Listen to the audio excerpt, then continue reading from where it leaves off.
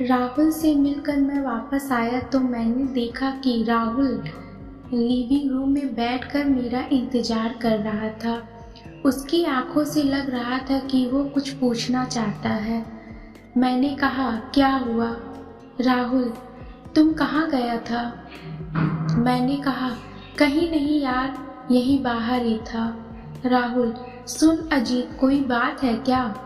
मैं कई दिनों से देख रहा हूँ कि तू बहुत जल्दी में कहीं चला जाता है, घंटों घंटों बाहर रहता है और कभी कभी तो रात भर गायब रहता है। मुझे तेरी चिंता हो रही है यार। मैंने हंसकर कहा, अरे मेरे राहुल बाबू, मेरी चिंता मत करो, मैं बिल्कुल ठीक हूँ। मैं राहुल के सामने बैठ गया। मैंने कहा, ये बात मैं तुझे बताने ही वाला था। दरअसल मैं एक लड़की से प्यार करता हूँ। वो हमारे घर के पास ही रहती है और कल दुर्गा पूजा में मैं उससे शादी की बात करने वाला हूँ। राहुल उत्सुकता से, अरे वाह, पर वो है कौन? मैंने कहा, तू कल का इंतजार तो कर मेरे यार। मैं बयान नहीं कर सकता कि किस तरह मैंने उस रात को गुजारा। बिस्तर पर लेटे हुए मैं सीलिंग को देखता रहा और पूरी रात सुगंधा के और उसके जवाब के बारे में सोचता रहा। उस रात चारों ओर का सन्नाटा और घड़ी की टिक टिक, बस यही मेरे साथी थे। पूरी रात जागते हुए गुजारने के बाद सुबह कुछ समय के लिए मेरी आंख लग गई। उस चंद मिनटों की नींद में मुझे एक अजीब सा सपना आया। एक टूटे हुए घर में सुगंधा सुगंधा पुकारते जा रहा हूँ और पागलों की तरह हर तरफ उसे ढूंढने की कोशिश कर रहा हूँ, पर वो मुझे नहीं मिल रही है। अचानक मेरे कानों में आवाज आई, अजीत अजीत उठ, और मेरी नींद खुल गई। मेरा पूरा शरीर पसीने से लथपथ था। मैंने देखा कि राहुल मेरे सामने खड़ा है। राहुल, क्या हुआ तुझे? कब से बड़बड़ा रहा है? कोई बुरा सपना देखा क्या? मैंने कहा, मैं क्या बोल रहा था? राहुल, मैंने ध्यान से सुना नहीं, लेकिन किसी लड़की का नाम ले रहा था। अब चल तैयार हो जा, 7 बज गए हैं। मुझे समझ नहीं आ रहा था कि मुझे ऐसा सपना क्यों आया। बस एक बात अजीब सी बेचैनी हो रही थी। मैंने सोचा कि जल्दी जाकर सुगंधा से मिल लूं, पर जैसे ही मैं नीचे गया तो माँ पापा आ चुके थे और हवेली में दुर्गा पूजा की तैयारी शुरू हो गई थी।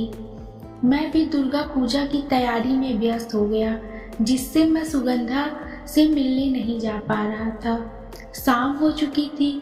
धीरे धीरे करके सभी लोग पंडाल में आने लगे। मोहन अंकल तो सुबह से ही हमारे साथ थे और शाम होने की चित्रा भी आ गई थी, मगर उसके साथ सुगंधा नहीं थी।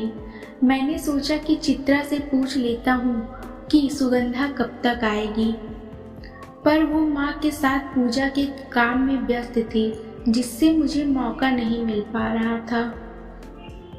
शाम से रात होने के आई थी।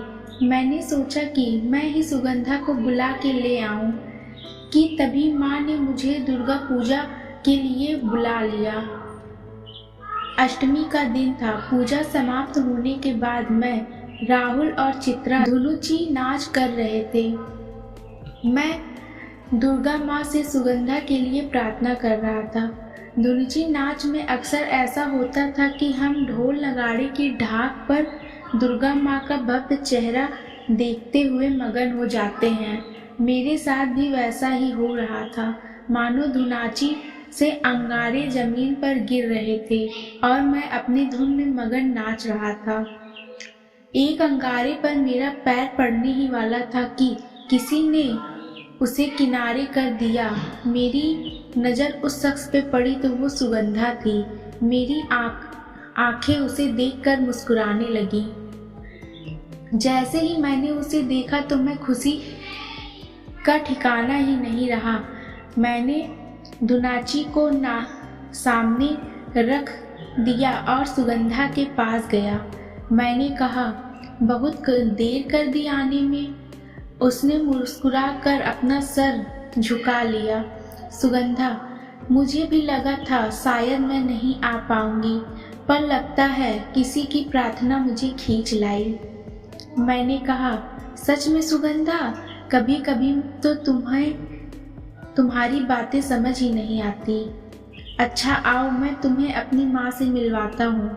मैंने उत्सुकतावश उसका हाथ पकड़ना चाहा तो वो पीछे हट गई। सुगंधा, नहीं। मैं कुछ बोल पाता कि मेरी माँ ने मुझे आवाज़ लगा दी। मैंने माँ की ओर एक सेकंड के लिए नज़र घुमाई और फिर सुगंधा की ओर पलटा तो देखा सुगंधा वहाँ नहीं थी। मैं उसे इधर उधर ढूंढने लगा पर वो कहीं नहीं मिली। मुझे समझ नहीं आ रहा था कि इतनी जल्दी सुगंधा ना जाने कहाँ चली गई। तभी राहुल आया। अजीत, चल तुझे आंटी बुला रही हैं। मैं सुगंधा को खोजने के लिए वहाँ पर देख रहा था। राहुल, किसे ढूंढे जा रहा है तू? मैं राहुल के साथ माँ के पास पहुँचा। माँ ने मुझे और चित्रा को अपने पास बुलाया। माँ, अजीत, मैंने और मोहन जी ने तुम्हारा और चित्रा का रिश्ता तय कर दिया है। मैं ये सुनकर एकदम से अस्तंभ हो गया। मैंने कहा, मैं चित्रा से शादी नहीं कर सकता, मैं सुगंधा से प्यार करता हूँ। मेरी बात सुनकर सभी लोग मुझे आश्चर्य से देखने लगे। मैंने कहा, आप लोग मुझे ऐसे क्यों देख रहे हैं, जैसे मानो कुछ अजीब मांग लिया हो मैंने। माँ, अब आप जो भी कहो। मैंने कह दिया कि मैं शादी करूँगा तो सुगंधा से, वरना किसी से भी नहीं। माँ, तुम ये क्या कह रहे हो अजीत? हर समय मजाक अच्छा नहीं लगता। शादी करने का बहाना नहीं है तुम्हारे पास। मैंने कहा, माँ, मैं इतने गंभीर मामले में मजाक क्यों करने लगा भला? मोहन अंकल, अजीत, तुम किस सुगंधा की बात कर रहे हो? मोहन अंकल के इस कड़क लहजे को देख मुझे शायद उन्हें मेरा इस तरह उनकी बेटी के बारे में बात करना अच्छा नहीं लगा। मैंने कहा, अंकल, मैं उस सुगंधा की बात कर रहा हूँ जो आपके बाबा कहकर बुलाती है। आपकी बड़ी बेटी है ना सुगंधा? अब सब मेरी और भी हैरत से देखने लगे।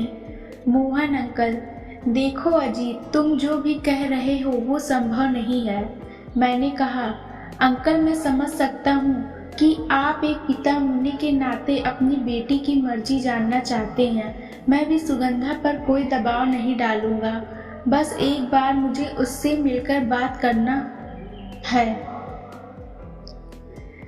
मोहन अंकल मुझसे कुछ कहने ही वाले थे कि मैं उन्हें नज़रअंदाज करते हुए सुगंधा से मिलने मोहन अंकल के घर की ओर चला गया। मेरी माँ, मोहन अंकल और बाकी सब लोगों ने मेरे पीछे पीछे आना शुरू कर दिया। मैं घर के सामने जाकर खड़ा हो गया और सुगंधा को आवाज देकर बुलाने लगा। सुगंधा, सुगंधा।